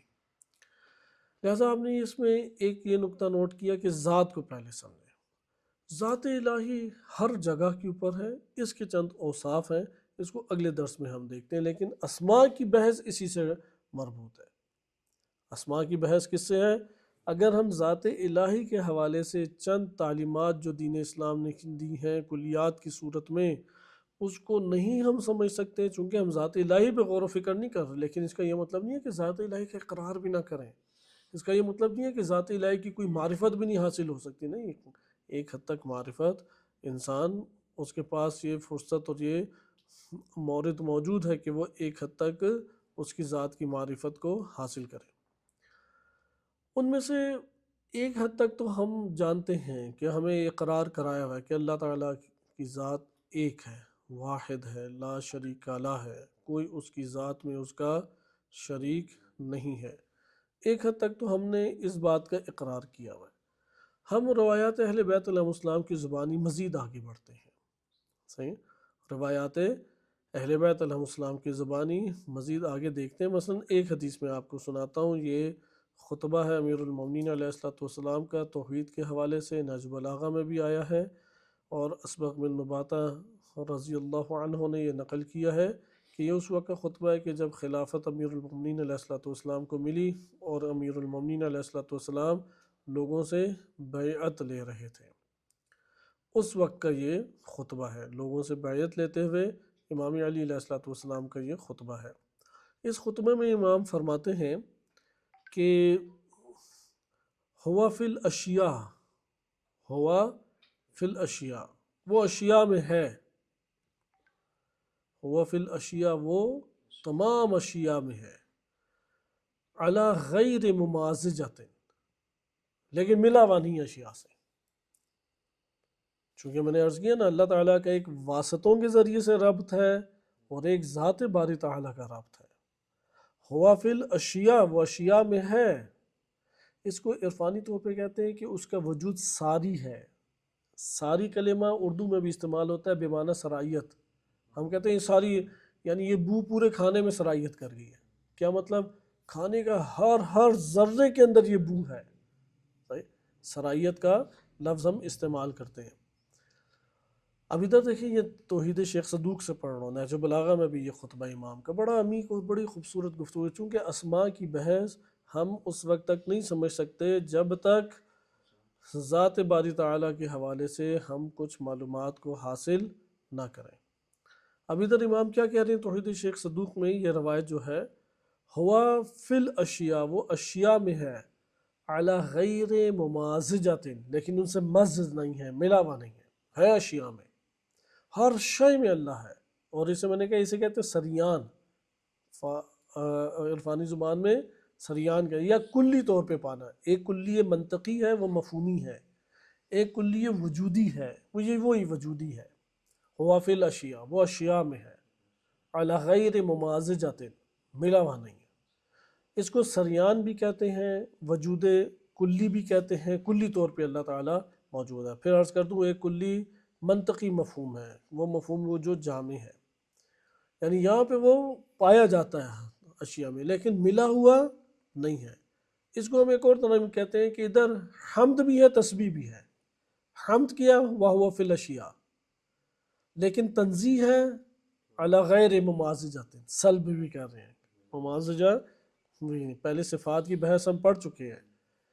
خود اللہ تعالیٰ کی اسماء و صفات پہ غور و فکر کرنا توحید سے قلبی ربط ہمارا جوڑ دے گا. ضرور غور و فکر کریں. خصوصاً وہ دن ہمارے لیے واقعاً ایک انتہائی اہمیت کا دن بن جانا چاہیے. ہم صبح اٹھیں اور توجہ اللہ کی طرف جائے، جیسے اٹھیں اللہ کی طرف یا سوتے ہوئے اللہ کی طرف توجہ جائے. بہت بڑی ایک سعادت ہے. آگے دیکھیں کیا کلام ہے. پھر کیا ہوا فی الاشیاء علی غیر ممازجۃ خارج منہا، وہ اشیاء سے خارج بھی ہے. پہلے کا اشیاء میں ہے لیکن ملا ہوا نہیں ہے. اب کیا ہے تمام اشیاء سے باہر ہے، تمام اشیاء سے باہر ہے. علی غیر مباینۃ، لیکن ایسا باہر نہیں ہے کہ وہ جدا جدا ہو، جدا بھی نہیں ہے. صحیح. مباین کہتے ہیں ٹکراؤ کو، نہیں مل سکتے. تو خارج ہے لیکن اس معنی میں نہیں کہ اب یہ ایک دوسرے سے ملے ہوئے نہیں ہیں. داخل ہے اس معنی میں نہیں کہ ملے ہوئے ہیں، بس داخل بھی ہے خارج بھی ہے. داخل ہوتے ہوئے یہ گمان ہوتا ہے کہ ہم دونوں پھر آپس میں ایک دوسرے سے ملے ہوئے ہیں، تو ادھر تنزیہ آ گئی. نہیں اقرار کرو وہ فی الاشیاء، ہر شے میں ہے لیکن ملا ہوا نہیں ہے. اس لیے وہ وہابی بعض علماء ہیں، ان کے آپ بیانات بھی پڑھ سکتے ہیں. سوال پوچھا گیا کہ اللہ اگر ہر جگہ ہے پھر تو جوتے کے نیچے بھی ہے، نعوذ باللہ، گٹر میں بھی ہے، فلاں جگہ بھی ہے، نعوذ باللہ. اب اس نے سوال بنایا تھا میری آنتوں میں بھی ہے، فلاں ہر چیز میں ہی ہے. تو اس نے مولانا صاحب، کیونکہ وہابی میں نے بتایا نا کہ یہ بڑے ملحدین کے قریب ہوتے ہیں، اسے فوراً انکار کیا نہیں اللہ ہر جگہ ہے ہی نہیں. یہ کفر ہے کہ اللہ ہر جگہ نہیں ہے. یہ بھی کفر ہے کہ مانا جائے کہ اس جگہ اچھا ملا ہوا ہے، نعوذ باللہ. یہ بھی کفر ہے، دونوں کفر ہیں. توحید کیا ہے وہ یہی ہے. ہوا فی الاشیاء ہے اشیاء میں لیکن ملا ہوا نہیں. ملا ہوا ہوتا تو یہ ہوتا نا کہ جو تم سوچ رہے ہو کہ وہ نعوذ باللہ ہماری جوتی کے نیچے ہے. جوتی کے نیچے ذرات ملے ہوئے ہیں، جوتی کے نیچے پستی ملی ہوئی ہے. اسی طرح سے دیگر جو ہمارے ہیں برے ایک تصورات انسان کے ذہن میں آ سکتے ہیں، وہ بھی نسبی برے تصورات ہیں. جیسا کہ ہرن ہے، اس کی جو مشک کی خوشبو ہے جو اس کے ناف میں بنتی ہے وہ ہمارے لیے خوشبو ہے، اور اس کے لیے ممکن ہے کہ وہ نجاست ہو. اسی طرح سے ہماری چیزیں یہ جو گٹر کے امور ہیں یا دیگر ایسے امور ہیں وہ ہماری نسبت سے قباحت رکھتے ہیں. ایک کیڑے کی نسبت سے قباحت نہیں رکھتے. ایک تو یہ کہ یہ قباحت نسبی ہیں، حقیقی نہیں ہیں. مثلا نجاست ہمارے لیے نجاست ہے، کتے کے لیے بھی نجاست ہے کہ وہ نجس العین ہے. اس سے پوچھیں گے وہ کہے گا کہ نہیں میں طاہر العین ہوں، پکا میں پاکیزہ اور طاہر ہوں میں. اس لیے ضروری نہیں ہے، یہ نسبی چیزیں ہیں. شریعت ساری کی ساری اعتباری اور نسبی ہے، وہ ہمارے لیے بنائی گئی ہے، حیوانوں کے لیے نہیں. اس لیے ہماری نسبت سے، اور یہ نسبی چیزیں اثر بھی انداز ہوتی ہیں. لیکن یہاں پہ اس وہابی یا ایسے ذہن کو جواب ہے کہ جو اس کے ذہن میں فوراً یہ خیال ہوتا ہے اللہ ہر جگہ ہے تو پھر اس جگہ بھی ہے، فلاں جگہ بھی ہے، اور ان جگہوں پہ کے اوپر عجیب و غریب تصورات آتے ہیں، خصوصاً بچوں کے ذہن میں یہ بڑے سوال ابھرتے ہیں۔ وہاں پہ ہم یہی نظریہ بنائیں گے جو امام علی علیہ السلام بتا رہے ہیں، ہوا فی الاشیاء علی غیر ممازجۃ، وہ ملا ہوا نہیں ہے، تمام اشیاء میں ہے، وخارج منہا، اشیاء سے باہر ہے، لیکن کس طریقے سے باہر ہے؟ علی غیر مباینۃ، وہ جدا جدا نہیں، مباین کہتے ہیں دوری کو، تضاد کو، جو آپس میں جم نہیں ہو سکتے۔ وہ خارج ہے لیکن اس معنی میں نہیں کہ جم نہیں ہے، وہ داخل ہے اس معنی میں نہیں کہ ملا ہوا ہے۔ اب یہ وجود کی خصوصیات ہیں، اسے فلسفہ حل کرتا ہے اگر عقلی طور پہ حل کرنا چاہتے ہیں۔ عرفانی طور پہ حل کرنا چاہتے ہیں تو پھر آپ کے لیے خداوند متعال خود علم عطا کرے گا، پاکیزہ اپنے آپ کو کرتے رہیں، حد عقل حرام سے بچائیں اپنے آپ کو، حرام سے، واجبات کے بعد مستحب کی طرف آئیں۔ بہت سارے ہمارے علماء، ایک بڑی تعداد ہے فقہاء کرام و عوام الناس میں ایسی شخصیات ہیں، کوئی فلسفہ نہیں پڑھا، کوئی عرفان نہیں پڑھا، کوئی اخلاقی دروس نہیں لیے، عمل کی دنیا انہوں نے زندگی بسر کی اور اپنے نفس کے آئینے کو پاک اور پاکیزہ کیا۔ نہ کینے کی کدورتیں تھیں، نہ نفرت تھی، نہ کچھ اور تھی، نہ غفلتیں تھیں، اللہ کی طرف توجہ کی، اللہ نے انہیں حقائق دکھائے۔ انسان در حقیقت اپنا صحیح مطالعہ نہیں کرتا، یہ یاد رکھیں، اور مطالعہ کرے گا تو زندگی کا منام ہے فرصت، جب تک زندہ ہے فرصت ہے۔ اس فرصت کو اس نے اگر کھونا ہے اپنے آپ تو وہ اس کا اپنا نقصان ہے، لہٰذا اس فرصت کو نہ کھوئیے۔ عاقل انسان ہے، عاقل، مثلا آپ کے پاس موقع ہے کہ دروازہ بند کر دیں کہ ابھی بارش اندر نہ آئے، آپ ادھر کہیں کہ نہیں بجلی اتنی کڑک رہی ہے، اب بارش آ رہی ہے، اب میں کیا کروں، اب یہ کیسے ہوگا، اٹھ کے جانا پڑے گا، ٹھنڈ لگے گی، کسی اور کا واضح دیں وہ بھی نہیں میری سن رہا، غصہ بھی چڑھے گا کہ یار میرا ہی بیٹا تھا میری بات نہیں سن رہا، وہ تو بارش آ جائے گی اندر اتنی دیر میں۔ لہذا انسان عاقل بنے، یہاں پہ اللہ تعالیٰ کا دامن رحمت تھامے، چونکہ رحمت الہی کے علاوہ کچھ انسان کے پاس نہیں ہے۔ جو انسان اپنے عمل کے اوپر کامیاب ہونا چاہتا ہے یہ نادانی ہے، بالکل اسی طرح جو عمل کے بغیر کامیاب ہونا چاہتا ہے تو بالکل ہی رہ گیا۔ مثلا دو بندے ہیں نا کہ ایک جگہ جاب کے لیے جانا ہے، ایک ہے اس کے پاس ڈگری ہے ہی نہیں، لیکن ایک نے پڑھا ہے، ڈگری لی ہے، لیکن ڈر ہے میں کنفیوز نہ ہو جاؤں، صحیح ہے، یا میں نے جو ڈگری لی ہے اس میں میرے ذہن میں نہ معلومات آئیں، تو یہاں پہ دعائیں کرے گا بارے الہ میرے کنفیوز نہ ہوں، میرے ذہن میں معلومات آ جائیں، سوالات میں حل کر سکوں، لہٰذا اپنے علم پر اکتفا نہیں کر رہا وہ۔ اسی طریقے سے یہاں پہ یہ مطلب نہیں ہے کہ کنفیوز ہو سکتا ہوں اس لیے ٹھیک ہے وہ پڑھا ہی نہیں اس نے اور میں پڑھ کے بھی بھول سکتا ہوں، دونوں برابر نہ، دونوں برابر نہیں ہیں۔ جس نے بالکل نہیں پڑھا وہ مجرم ہے اپنی جگہ پر، جو پڑھ کے آ رہا ہے اس نے سرخرو کی اللہ کی بارگاہ نے اپنے آپ کو، اور خدا کی رحمت لینے کے لیے قدم بڑھایا، لیکن پار اسے اللہ کی رحمت ہی کرے گی۔ اللہ کی رحمت کو چھوڑ کے اگر کوئی نبی و ولی بھی آ جائے وہ پار نہیں کر سکتا، صرف اللہ کی رحمت ہے، اس کا فضل ہے کہ جو انسان کو نجات دیتا ہے۔ تو یہاں پر بھی یہی مورد ہے ہمارے پاس کہ غور و فکر ایک ہم کریں لیکن پاکیزہ نفس کو کریں۔ جیسے رجب علی خیاط تھے، درزی تھے، لیکن اپنے آپ کو ایک مقام تک پہنچایا، زندگی اجیرن تھی ان کی۔ جو اللہ کے قریب ہوگا وہ یہ محسوس کرے گا وجود سے کہ دنیا سجن المؤمن۔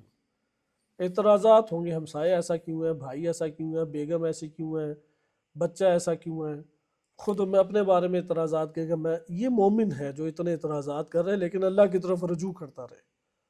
اگر اللہ کی طرف رجوع نہیں کرے گا، مایوس ہونے لگ جائے، اس نے اپنے آپ کو خود گرایا، کیونکہ یہ چیزیں تو ہونی ہی ہیں، ہم بالآخر سجن میں بیٹھے ہیں، وہ عمران خان والی جیل نہیں ہے کہ ساری چیزیں مہیا ہو جائیں، یہ تکلیف دینے والی جیل ہے، یہ انسان کا گلا گھونٹنے والی جیل ہے، اور یہ جیل مومن کے لیے، اب ہمارا موضوع نکل گیا باہر، ہم اسے انشاءاللہ پڑھیں گے۔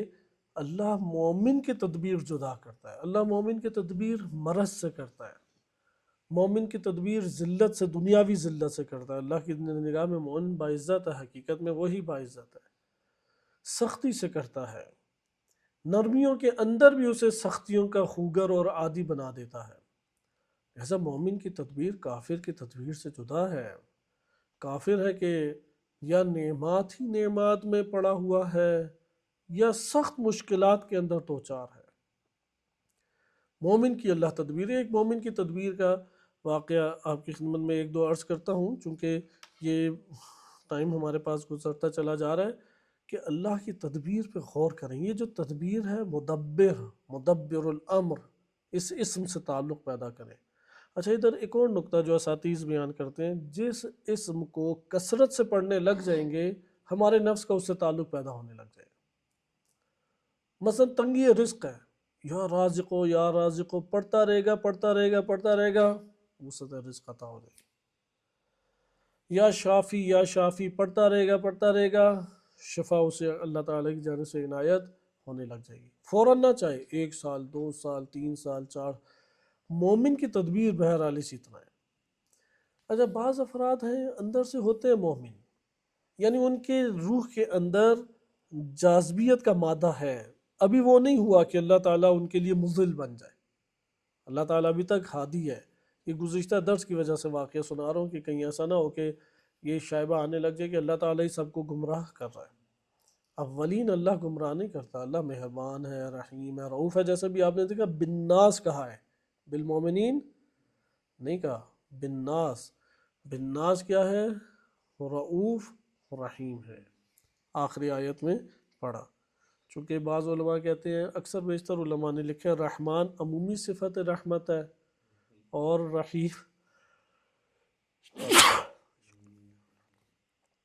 رحیم جو ہے وہ خصوصاً مومنین کے لیے۔ لیکن بعض علماء کہتے ہیں کہ ہمارے پاس بعض شواہد ہیں جس سے پتہ لگتا ہے رحیمیت میں بھی ایک عمومیت پائی جاتی ہے، جیسے ادھر بالناس آیا ہے، ادھر بالمومنین نہیں ہے۔ بہرحال خداوند متعال کے کرم ہے، بلا شک و شبہ مومنین کے ساتھ اور اعلیٰ درجے کا رعوفت اور رحیمیت ہے، جو غیروں کے ساتھ نہیں ہے، جو اللہ تعالیٰ نے دور اپنے سے قرار دیا ہے۔ اب انہی میں سے ایک مورد دیکھیں، واقعہ، یہ واقعات بہت سارے ہیں ہمارے پاس، لیکن ادھر تدبیر الہی کو ملاحظہ کریں، جس سے ہم یہ بات جان لیں گے کم سے کم ہم خود اللہ سبحانہ وتعالیٰ کی تدبیر کو کائنات کے اندر ہر فرد کے اعتبار سے نہیں جان سکتے، چونکہ اس کی روح ہمارے لیے نہیں آشکار۔ بعض ایسے افراد ہیں جو ظاہراً ابلیس کی طرح بعمل نظر آ رہے ہیں، لیکن اختتام ان کا کیا ہونا ہے؟ شقاوت و دار اسلام و ایمان سے خارج۔ صحیح مکر الہی کا اس نے شکار ہونا ہے، ہم نہیں پتہ کون ہے یہ، اب ہم ہر مومن پہ تو نہیں شک کر سکتے۔ بعض ایسے فاسقین ہیں، ایک بڑا زندگی کا حصہ ان کا فسق و فجور پہ گزرا ہے، لیکن انہوں نے مثل حور اس دنیا کے اندر ایمان کی موت مرنا ہے۔ نہیں پتہ ہمیں کہ کیسے ہمیں یہ پتہ لگے کس روح کے ساتھ یہ والا عمل انجام پانا ہے، کیسے پتہ ہو؟ لیکن اس خود روح کے اندر یہ ظرفیت، یہ استعداد موجود ہے، تو اس کے ساتھ یہ ہو رہا ہے۔ اللہ ہر ایک کے ساتھ نہیں ہوتا یہ، صحیح، یہ استعداد اس کے اندر موجود تھی اور وہ اسی طرح سے آگے بڑھتا رہا اور اسی چیز کو اس نے طلب کیا۔ مثلا یہ خود کئی دفعہ آپ عزیزان کے سامنے بھی منظر آتا ہوگا، ہم بتا چکے ہیں کہ دیکھو تم ادھر غلط ہو، کینہ غلط چیز ہے، نفرت غلط چیز ہے، غصہ غلط چیز ہے، وہ پھر بھی کہتا نہیں نہیں میں یہی کروں گا، یہ وہی ابلیسی کام اس نے کیا، میں یہی کروں گا۔ جب میں کے اوپر آ جائے، ادھر رحمت الہی کے سامنے جھک جائے، بار بار نفس میں ابھارے، بار الہ میں عبد ہوں، میں تو مخلوق ہوں، کچھ ہے ہی نہیں میرے پاس، وہ تو نے دینا ہے، عبد ہونے کے علاوہ میرے پاس ہے ہی کیا۔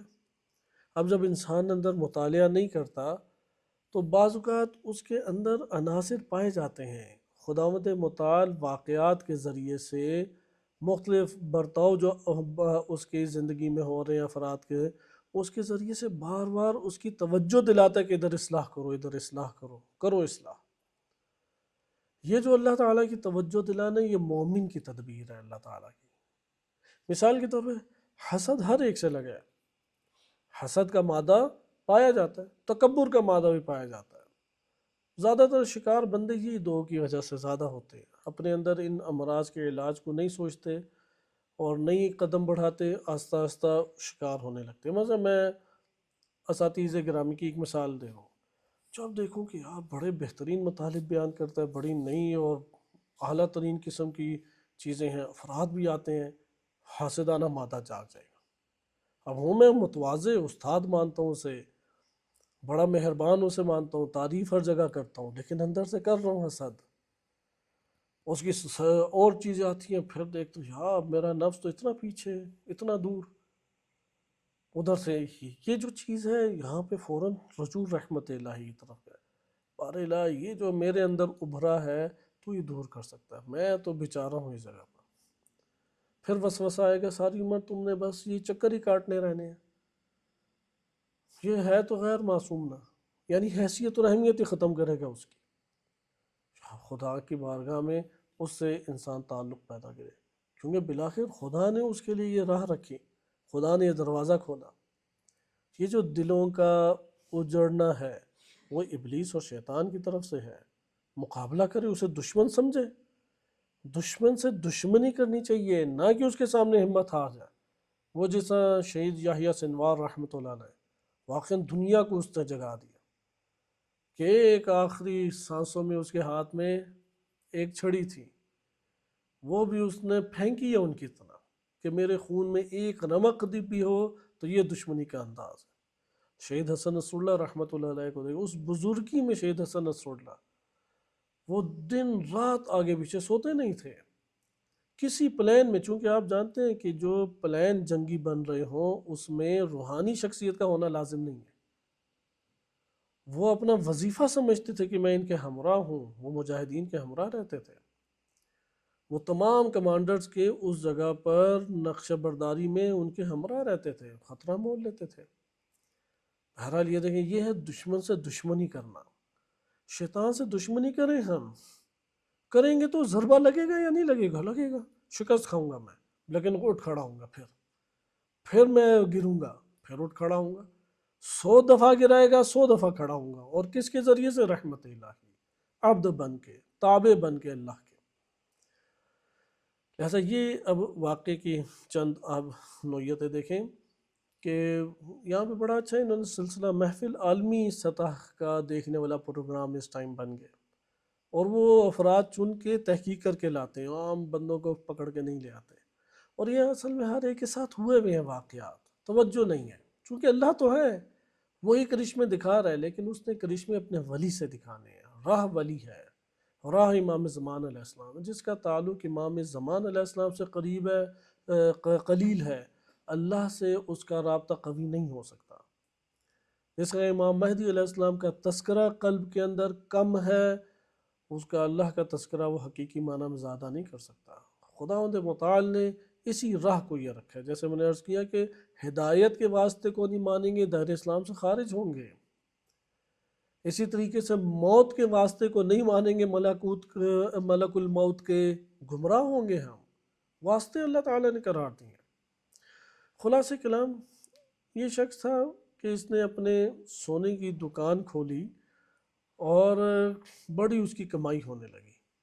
اب دکاندار یہ کرتے ہیں، دغا دیتے ہیں، ماشاءاللہ ایران اس میں بڑا آگے ہے، یہودیوں کا بھی 2-4 ہاتھ، جو پاکستانی دھوکہ کھاتے ہیں وہ کہتے ہیں یہودیوں کو بھی انہوں نے مات دے دی ہے۔ بہرحال مومن بھی بہت ہیں ادھر الحمدللہ، جو مومنین ہیں بہت اعلیٰ پائے کے مومنین ہیں، جو اہل علم ہیں، چوٹی کے اہل علم ہیں، لیکن جو فاسقین ہیں وہ بھی ابو لہب ابو جہل جیسے ہی ہیں، اپنی چوٹی کے جہالت کے باپ ہیں۔ تو یہ اس نے سونے کی دکان کھولی، ایک بوڑھی خاتون آئی، شکل سے لگ رہی تھی غریب، غریب بھولا بھی ہوتا ہے ان امور میں، چونکہ چمکتی دمکتی جو دکان ہے اس کے اثرات نفس پہ پڑ ہی جاتے ہیں۔ ایک بالی دی سونے کی کہ میں بیچنا چاہتی ہوں، تو اس وقت اس کی قیمت بنتی تھی بالفرض 800 تومان، تو اس نے کہا یہ تو 150 کی ہوگی، اس میں تھوڑی بارگیننگ کی ہوگی، 200 پہ بیچ دی اس نے۔ تو اس نے دیکھا کہ یار ٹرپل فائدہ ہو گیا آج تو، کیونکہ ویسے بیچنے کے اعتبار سے کیا قیمت تھی؟ 800 تومان، پرانی بات ہے، لیکن اس نے اس کو اس سے کتنے کی خریدی؟ 200 تومان کی۔ 200 تومان کی دکانداروں کا ہوتا ہے نا، وہ بالکل نیچے سے شروع کرتے ہیں کہ اس نے بھی بولنا ہے، پھر اس کے اوپر احسان کر کے ہم اسے دے دیں گے۔ تمام دنیا میں دکانداروں کا ایک ہے، خصوصاً خواتین کو دیکھ کے تو فوراً سمجھ جاتے ہیں اس نے آدھا گھنٹہ بحث کرنی ہے، اس لیے 3-4 گنا نیچے قیمت بتاتے ہیں تاکہ یہ خوش ہو کے جائے۔ تو خلاصہ کلام اس نے میں سوچا کہ میں چلو اب دعوت کرتا ہوں ایک بڑی سی، کہ 3 گنا ہو گیا، تب 100 تمان میں دعوت ہو جایا کرتی تھی یا 200 تمان میں، بڑی بہترین عالی شان دعوت ہے نا۔ تو سوچا تھا اس کو بلاؤں گا، یہ وہ فلاں، اب فون کرنے لگا لسٹ اپنے ذہن میں بنا کے، تو گھر سے فون آ گیا اور کہا کہ بچہ 6 ماہ کا تھا اس کا، کہ وہ بڑی سخت تکلیف اور مشکل میں ہے، فوراً آؤ۔ بڑا حیران پریشان ہوا، تو اس نے کہا ہوا کیا گیا، تو رو رو کے اس کا برا حال ہے، رنگ بھی اڑتا جا رہا ہے، تو اس کے ذہن سے تو دعوت سب سے پہلے بھاگی۔ گیا ادھر ہسپتال دکھایا، تو انہوں نے کہا کہ اس کی جو چھوٹی آنت ہے وہ بڑی آنت کے اندر جاتی جا رہی ہے اور فوراً آپریشن کرنا ہے۔ بہت پریشان ہوئے، تو اس نے سوچا یہ چھوٹا عام ڈاکٹر ہے، بڑے ڈاکٹر کے پاس جاتے ہیں۔ وہ شہر میں اپنی کوئی قصبے سے نکلا، شہر میں آیا، اور وہاں پر اس نے فوراً، حالانکہ خود ملیاردھا کمایا تھا، پوری سونے کی دکان تھی اس کی، لیکن چھوٹے سے اس کے اوپر کیا اس نے مسئلہ کھڑا کیا، لیکن دوسرا اس کے اوپر یہ اٹیک ہوا۔ تو ہسپتال گئے تو ڈاکٹر نے کہا کہ اس سے ایک تو پہلے ٹیسٹ لینے پڑیں گے، چونکہ اگر اس کی رنگت اڑ گئی ہے آنت کی تو پھر اور حساس مسئلہ ہے، لیکن فوراً آپریشن ہے، فوراً آپریشن، کوئی حل ہے ہی نہیں۔ تو اس نے اب بہت حیران پریشان بچے کے لیے انہوں نے کیا، اور بچے سے وہ جب ایک ٹیسٹ لینے کے لیے لیتے تو اس کا چیخ پکار کے جو حال ہوتا، ماں الگ بے ہوشی کے قریب رو رو کے آ رہی ہے، اور بچے کی حالت بھی کوئی رو رو کے مرنے کے قریب آ رہی ہے، یہ بھی نڈھال پڑا ہوا ہے۔ اچانک اس کے ذہن میں آئے کہ تم خود تو نہیں ہو اس کی مشکل، اس مشکل کے ایجاد کرنے والے تم خود تو نہیں ہو۔ جیسے یہ ذہن میں آیا تو فوراً اللہ تعالیٰ کی طرف رجوع کیا۔ اللہ کی طرف رجوع یعنی اس دروازے کی طرف رجوع کیا جس کے ذریعے سے اللہ کی طرف جاتے ہیں۔ اس دروازے کا نام حضرت ابو فضل العباس علیہ السلام ہے، یا ابو الفضل العباس کہا، اور حضرت عباس علیہ السلام سے توسل کیا۔ حضرت عباس علیہ السلام یعنی اللہ سبحانہ وتعالیٰ کی طرف سے وہ رحمت، وہ شمس، وہ سورج جو ہمارے اوپر چمک رہا ہے، وہ آسمان جس کی طرف ہم نگاہ کریں گے، عطا اللہ کی طرف سے ہے، دینے والے وہ ذات ہے، پہنچانے والی وہ ذات ہے، راہ اس نے درست کی۔ حضرت ابو الفضل العباس علیہ السلام سے کیا اور معافی مانگی، کہا کہ آئندہ ایسا نہیں کروں گا۔ یہ کہنا تھا کہ اندر شور شرابے کی آواز آئی، اور وہ کہا کہ اس نے بھاگا بھاگا کہ کیا ہوا، وہ سمجھا شاید بچہ ہی مر گیا ہے، کہا کہ نہیں نہیں، وہ آنت باہر آ گئی ہے، وہ جس نے آپریشن کی وجہ آ ہی نہیں سکتی تھی۔ ڈاکٹر حیران پریشان، ورت حیرت میں مبتلا کہ یہ کیسے ہو گیا، یہ آنت ہی باہر آ گئی اس کی، خود بخود وہ ٹھیک ہو گیا۔ تو یہاں سے وہ سمجھ گیا کہ یہ جو جھٹکا مجھے لگا نا، یہ اسی وجہ سے ہے۔ فوراً اس نے کیا کیا، سب سے پہلے خوب جاندار بڑا بکرا وہ خود قربان کر کے فقیروں کو کھلایا، چونکہ جو حابیل قابیل کی ہے نا قربانی، ادھر بھی یہی مسئلہ تھا کہ دونوں قربانی دو۔ قابیل نے دبلا پتلا سوکھا سڑا جو ہے نا بکرا، وہ اللہ کی بارگاہ میں دیا، اور حابیل نے سب سے اچھا جانور اٹھایا۔ زکوٰۃ میں بھی یہی ہے، مثلا 500 یا 1000 بکریاں ہیں، تو اس میں اگر زکوٰۃ ہے تو آپ نے اس میں کوئی ٹوٹا سینگ، بیمار، لنگڑا وہ نہیں دینا، سب سے اچھا، اللہ کو اچھا چاہیے، یہ یاد رکھیں۔ جس نے اپنا بڑھاپا اللہ کے لیے رکھا ہے نا، یہ قابیل والا کام ہے۔ جس نے اپنی جوانی اللہ کے لیے رکھی ہے نا، یہ حابیل والا کام ہے۔ اللہ تعالیٰ انما یتقبل اللہ من المتقین، اللہ متقین سے فقط قبول کرتا ہے، اس لیے قربانی جب دینی ہے تو سب سے اچھا۔ اس نے بہرحال یہ عقل مندی کی، اب یہ عقل مند ہے ادھر، اس نے قربانی دی، غریبوں کو کھلایا، اب ڈھونڈنے لگا، کیونکہ اسی وقت اس نے دل میں کہا تھا جہاں ہوگی میں اس کو یہ واپس کروں گا پیسے سارے۔ ڈھونڈا ڈھونڈا تو اس کو ایک دور بیابان میں، خرابے جھونپڑیوں میں، گلے سڑے ایک محلے میں وہ خاتون مل گئی۔ دیکھا تو 10 یتیم بچے تھے اس کے، اور ایک بوڑھا مرنے کے قریب تھا، اور اس کی دوائی کے لیے دیکھا ایک بچی ہے اس کے، ایک میں کان میں بالی ہے ایک میں نہیں ہے، تو وہ اس لیے لے کے آئی تھی۔ اب اس کا بڑا وہ دل اور اس میں پگھلا، اس نے وہاں پر ان کو پہلے ساری چیزیں دی، اس چیزیں دینے کے بعد پھر اپنے قریب محلے میں ایک گھر خرید کے ادھر شفٹ کیا انہیں۔ وہ بزرگ تو وفات پا گئے لیکن بقیہ کو اس نے شفٹ کیا اور ان کے لیے ایک رقم مقرر کر دی، اور پھر کہتا ہے کہ میرے اوپر قرض ہزاروں لاکھوں روپے چڑھا ہوا تھا، اگر روپے کا حساب کریں یعنی کروڑوں میں میرے اوپر قرض تھا، سارا قرض 1 سال میں ادا ہو گیا۔ اتنی اللہ تعالیٰ کی طرف سے برکت۔ اب یہ دیکھیں یہ تدبیر کیا ہے، یہ الہی تدبیر۔ بعض کھا رہے ہیں، جو کھا رہے ہیں وہ کیا جہنم سمیٹ رہے ہیں، ان کی اللہ تعالیٰ تدبیر نہیں کر رہا، کیونکہ ان کے نفس سمن بکمن عمیون فہم لا یرجعون ہو رہے ہیں۔ لہذا تکلیف کے اندر حکمت تلاش کریں۔ گھروں میں مسائل ہو جاتے ہیں، تربیت کے لیے وہ ہمارے میاں بیوی کے مسائل پیدا ہو جاتے ہیں، سخت ایک دل کے اندر سختی نفرت اٹھ جاتی ہے تربیت کے لیے۔ جیسے گزشتہ درس میں واقعہ عالم کا سنا ہے، انہوں نے کہا یہ بیگم ہے کہ جس کی ذلت اور خاری کی وجہ سے میرا نفس جو ہے وہ قابو آیا ہوا ہے، پتہ نہیں ابھی کہاں کہاں وہ اڑان اس کی پہنچی ہوئی تھی اپنے خیالوں میں، یہ تو مجھے سیدھا کرتی ہے اور بتاتی ہے تمہاری یہ اوقات ہے۔ تو خلاصہ کلام یہ ہے، اللہ کی تدبیر اسماء الہیہ سے اس طریقے سے مدبر الامر ہے، وہ رب کل شیء ہے، اللہ تعالیٰ کی ذات کل شیء، اللہ سبحانہ وتعالیٰ کی ذات وہ ہے۔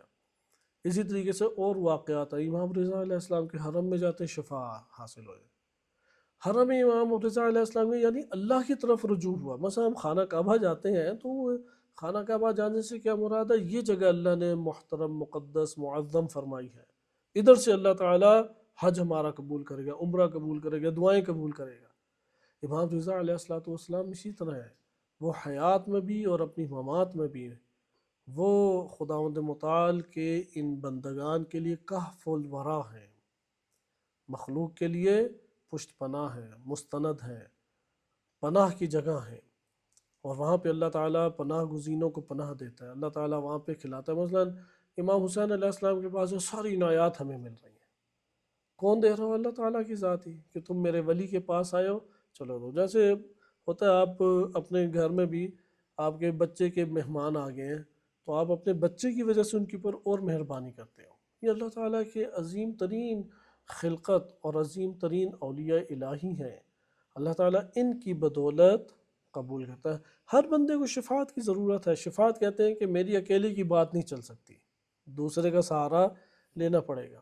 ہم اپنے ادھر دیکھتے ہیں، ہم نے دیکھا کہ تسبیح سے گزارا چل جائے گا، سہارا لیا نا ایک، دیکھا نہیں یہ میری تسبیح سے نہیں گزارا چل رہا، تھوڑا اوپر گئے، مولانا صاحب سے رابطہ کیا دعا کریں، دیکھا کہ نہیں ان سے بھی نہیں چل رہا، اور اوپر گئے، اب اولیاء الہی بیٹھے ہیں، مثلا حضرت عباس علیہ السلام، دیکھا نہیں امام حسین علیہ السلام، امام حسین علیہ السلام ہر اوپر والے سے ہی اصل میں تعلق جوڑے گا۔ مثلا مولانا کو آپ کہہ رہے ہیں کہ یہ میری نسبت اللہ کے قریب ہے کہ دعا کر دے، تو دیکھا مولانا جو تعلق جوڑ رہا ہے وہ تو نہیں کام چل رہا، اب دینا اللہ تعالیٰ نہیں ہے لیکن اس کے ذریعے سے خداوند متعال عنایت کر رہا ہے۔ دیکھا یہ اولیاء الہی ہیں جس میں اللہ تعالیٰ کی رضا جہاں پر شامل ہے حتماً و حتماً وہاں پہ عطا ہے، جہاں اللہ تعالیٰ کی رضا شامل ہے وہاں پہ ان اولیاء کے ذریعے سے اللہ سبحانہ وتعالیٰ کی عنایت ہے۔ اسم اسی سے تعبیر ہے، جب ہم اسم سے رابطہ قائم کرتے ہیں تو اس طرح کے واقعات پیش آتے ہیں۔ یہ اسم سے رابطہ قائم کر کے ایسا نہیں ہے کہ نعوذ باللہ کوئی فرشتہ انسانی شکل میں آ کے ہمارے لیے کوئی در کھول کے چلا جائے، واقعات اس طرح سے وجود میں آتے ہیں۔ اللہ تعالیٰ اپنی خلقت کو ہی متحرک کرتا ہے، فعال کرتا ہے، جیسے حضرت عبد المطلب نے کہا کہ اس بیت کا رب ہے، اس گھر کا رب ہے۔ سب سے کمزور قرآن کے یہ بڑے محاسن، عجیب محاسن ہیں، سب سے بڑے دعوے دار خدائی کے سب سے حقیر ترین شے کے ذریعے سے اس دنیا سے رخصت ہوئے۔ پانی سے کوئی قلیل ترین چیز ہے، کوئی پانی سے فرعون کی موت ہوئی ہے، اور وہ راستہ جہاں پہ فرعون نے خود دیکھا کہ یہ سارے کے سارے کامیاب ہو گئے، عین وسط میں پہنچا ہے، تو وہ دیکھے خدا کے اذن سے جو ٹھہرا ہوا تھا پانی وہ چل دوڑا۔ اسی پانی کے اندر ٹھاٹے مارتے ہوئے پانی کے اندر موسیٰ علیہ السلام کو ان کی ماں نے توکل کرتے ہوئے چھوڑ دیا، جب ماں نے توکل کیا تو بچہ مر گیا، اور جن ماں نے اپنی ذات کے اوپر توکل کیا اور سینے سے چمٹائے رکھا سب کے بچے اس دنیا سے رخصت ہوئے۔ ابراہیم علیہ السلام کے دور میں بھی یہی تھا، ماں ایک غار یا تہہ خانے میں چھوڑ آئی، اللہ پہ چھوڑ دیا، پل بڑھ گیا، اپنے ساتھ چپکائے رکھا، مر گیا۔ اسی طرح نمرود مچھر سے مرا، مچھر اندر گھس گیا، اس کا مغز کھایا کھایا کھایا، وہ جوتے ڈنڈے سر کے اوپر مارا کرتا تھا، سب سے حقیر ترین چیز، کہتا ہے یہ تو میری مملکت ہے، میں رب ہوں اس مملکت کا، مرا نمرود اسی طرح۔